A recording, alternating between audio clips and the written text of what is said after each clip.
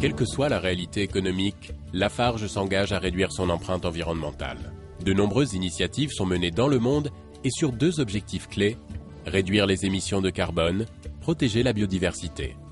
Le partenariat historique conclu entre Lafarge et WWF International a défini des objectifs ambitieux. Réduction de 10% des émissions absolues de CO2 dans les pays industrialisés entre 1990 et 2010, réduction de 20% par tonne de ciment produite des émissions nettes de CO2 dans le monde pendant la même période. Pour atteindre ces objectifs, Lafarge agit sur 3 leviers principaux: l'amélioration du rendement énergétique de ses fours, l'utilisation de sources d'énergie renouvelables en substitution des combustibles d'origine fossile et des ajouts cimentaires neutres en carbone dans les différentes gammes de produits.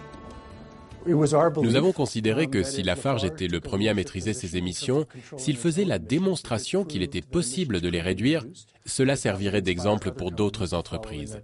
Et c'est bien ce qui est en train de se produire.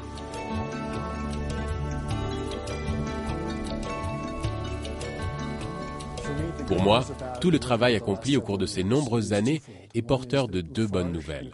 La première bonne nouvelle, c'est que, en coopérant avec le WWF, Lafarge s'est fixé des objectifs ambitieux pour réduire ses émissions de carbone.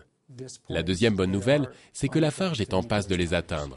Et si ce rythme est conservé pendant les prochains 18 mois, alors nous aurons réussi quelque chose de grand dont Lafarge pourra être fier. L'activité ciment de Lafarge réduit donc sensiblement ses émissions de carbone. Le groupe réhabilite également ses carrières en partenariat avec des ONG dans le respect de la biodiversité. Sur ce site des anciennes carrières de granulats, la flore et la faune prospèrent aujourd'hui grâce à la coopération étroite entre Lafarge et l'ANVL. Le travail de partenariat entre la société Lafarge et nous-mêmes, avec en plus les bureaux d'études qui ont pu travailler aussi sur le dossier au début, c'est de proposer des réaménagements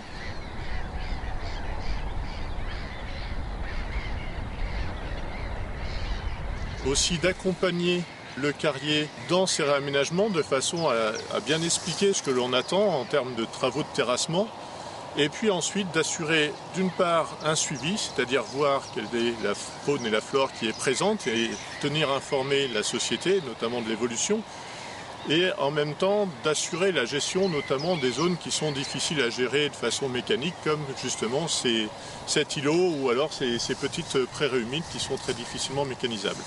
Et par ce suivi, on arrive comme ça à tirer des enseignements qui vont permettre ensuite à la société de faire de nouveaux réaménagements en ayant pris connaissance de succès ou de l'insuccès des premières choses, et ça permet comme ça de progresser au fur et à mesure du temps.